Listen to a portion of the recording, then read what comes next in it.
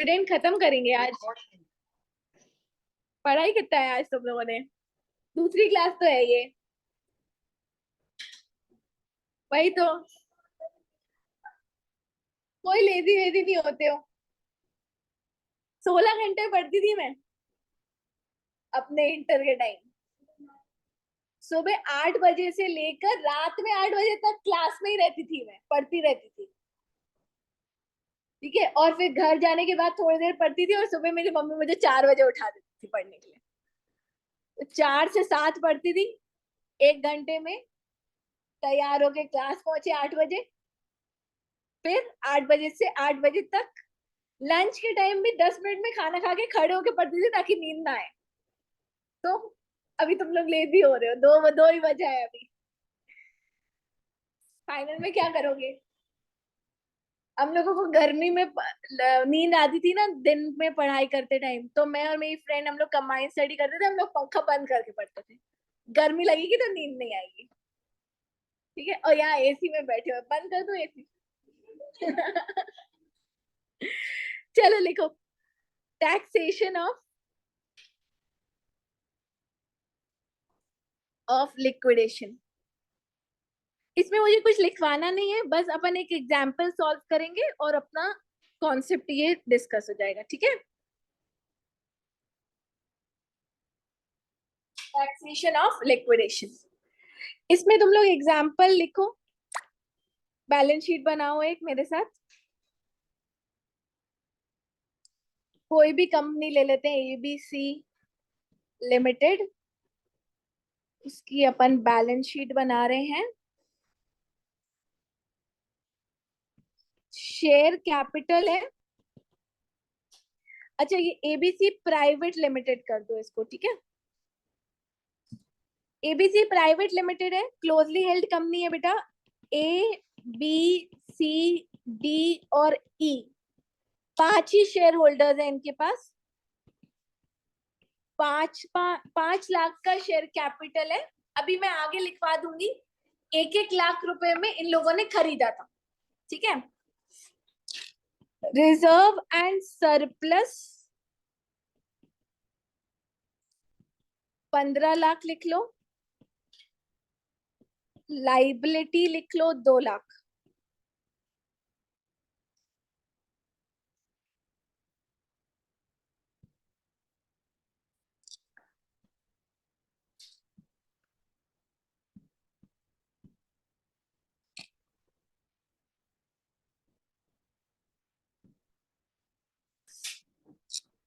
ये balance sheet बनाओ, उसके नीचे क्वेश्चन लिखवाती हूँ।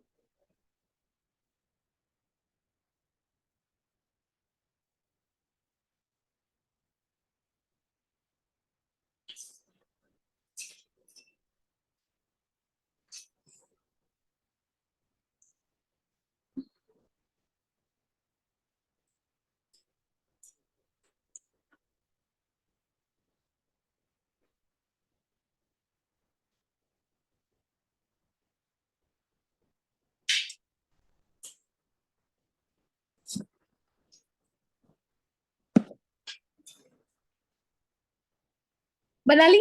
देखो, shares of the company are held by shares of the company are held by 5 shareholders 5 shareholders।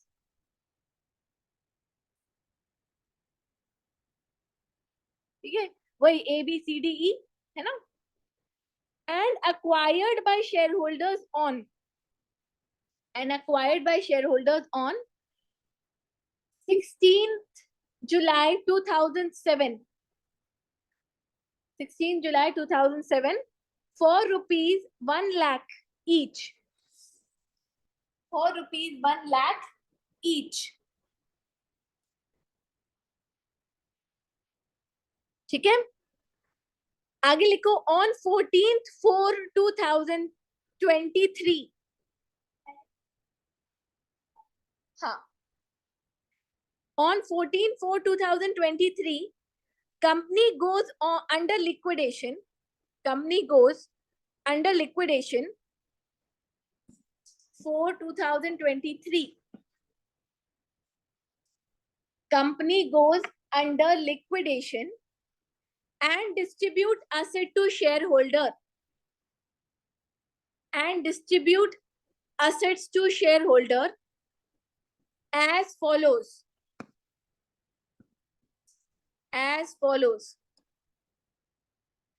Cash दिया बेटा 2,50,000, अभी ईच अपन बाद में लिख देंगे. असेट जो दिए उसकी एफएमबी 4,50,000 है, तो टोटल 7 लाख का असेट बांटा है टू ईच शेयर होल्डर.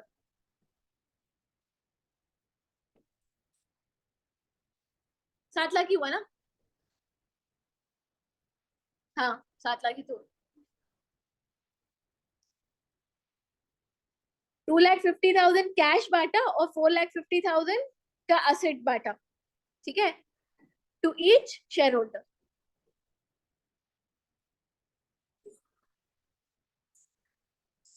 चलो अब शेयर होल्डर के हाथ में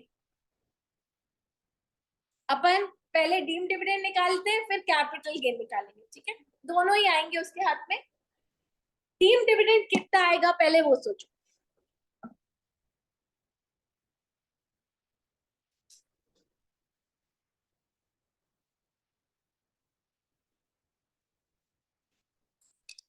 सात लाख इंटू, अभी मैं लिखवा दूंगी अच्छे से, पर अभी समझो. 7 लाख इंटू 5 कितना होता है?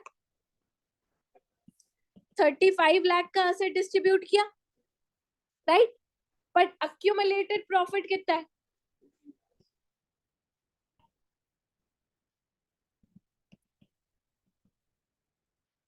तो 15 लाख की एक्सटेंट तक जो असेट डिस्ट्रीब्यूट किया उसको क्या मानोगे? डीम डिविडेंड मानोगे. अब ये 15 लाख 5 लोगों में डिवाइड होगा क्योंकि पर शेयर होल्डर है ना. तो 15 लाख 5 शेयर होल्डर में, तो एक शेयर होल्डर के हाथ में डीम डिविडेंड कितना आ जाएगा? डीम डिविडेंड आ गया. ये पहले कैलकुलेशन समझ लो फिर लिख लेंगे. ठीक है, डीम डिविडेंड समझ में आ गया, 3 लाख है. पर बेटा अब कैपिटल गेन में क्या होगा? कैपिटल गेन अपन कैसे निकालते थे? एफबीओसी माइनस वो ट्रांसफर एक्सपेंस तो है नहीं, है ना. तो यहाँ पर क्या आएगा? Index cost of acquisition. अब समझो एफबीओसी क्या है. हर शेयर होल्डर के हाथ में इंडेक्स कॉस्ट ऑफ एक्विजिशन तो कर लोगे कि 1 लाख में खरीदा था 2007 में, तो 2007 से अभी तक का इंडेक्स कर लो. एफबीओसी क्या है? कितने का असेट उसको मिला? 1 लाख की चीज थी, गई कितने में? 7 लाख में. पर 7 लाख में से 3 लाख तो डीम डिविडेंड है ना. तो असेट कितने का, मतलब कैपिटल अप्रिसिएशन कितने का हुआ? समझ में आया? 7 लाख मिले हैं उसको, पर 7 लाख में से 3 लाख तो हम क्या बोल रहे हैं? डिविडेंड के है ना. तो असेट जो बेचा, शेयर जो बेचे, उसका कितना अमाउंट माना जाएगा? ठीक है, तो 7 लाख -3 लाख करके अपन एफबीओसी कितना लेंगे? 4 लाख. और फिर अपन इंडेक्स करेंगे 1 लाख को. 2007 का इंडेक्स देख के डालना पड़ेगा. ठीक है, और वो अपन फिर क्या निकालेंगे? Capital gain. आई बात समझ में? ठीक है, चलो इसको लिख लो. लिखवा देती हूँ, पहले लिखो. फर्स्ट पॉइंट डालो आंसर में डीम डिविडेंड का. हाँ अभी बता देती हूँ, पहले डीम डिविडेंड वाला लिखो.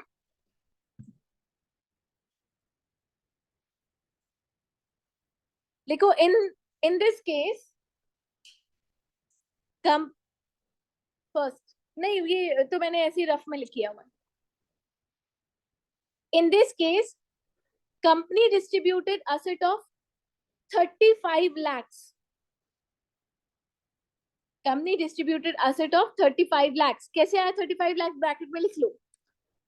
7 लाख इंटू 5, 5 शेयर होल्डर्स है ना. And accumulated profit is and accumulated profit is rupees 15 lakh. Accumulated profit is rupees 15 lakh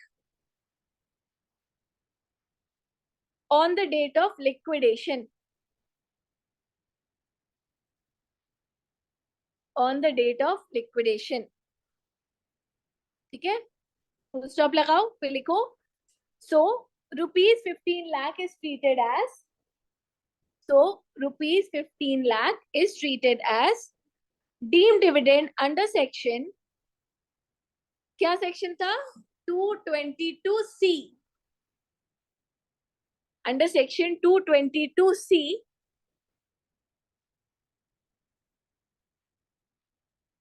And taxable in the hands of shareholder.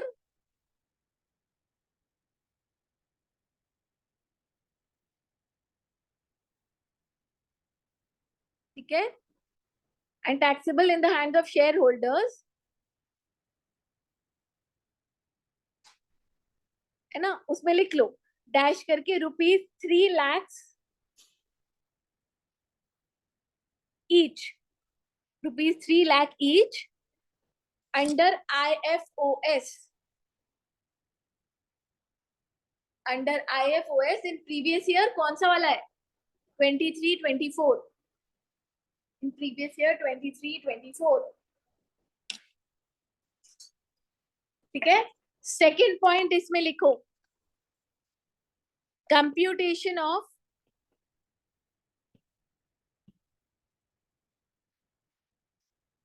Capital gain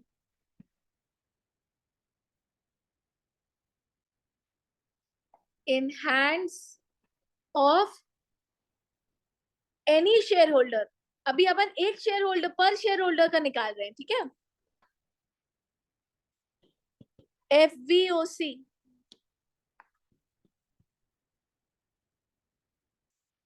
इसको ना ऐसे इनर साइड में calculation दिखाऊंगी, फिर बाहर साइड अपन amount निकालेंगे. ठीक है, FVOC में अपन लेंगे कैश 2,50,000 मिला है. असेट की अपन को FMB देखनी है 4,50,000. टोटल कितने का मिला बेटा? 7 लाख का. माइनस कर देंगे डीम्ड डिविडेंड.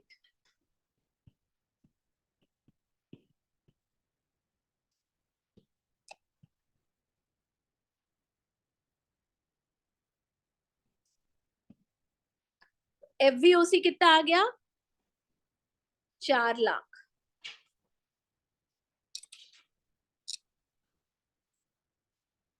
ये क्लियर है? अब इसमें माइनस करो index cost of acquisition.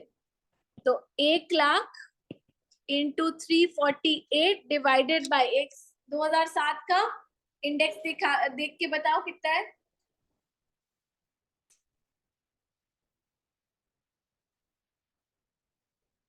129. Solve कर लो.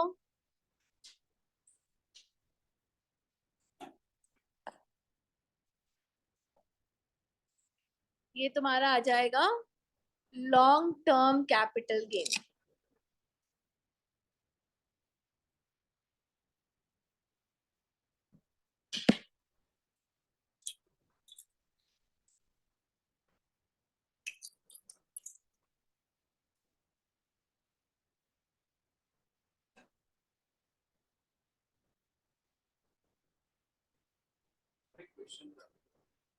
एटीसीटी 112 ए को छोड़ के 112 ए को छोड़ के जो भी एटीसीटी है सब 112 पे टैक्स है. हाँ हाँ,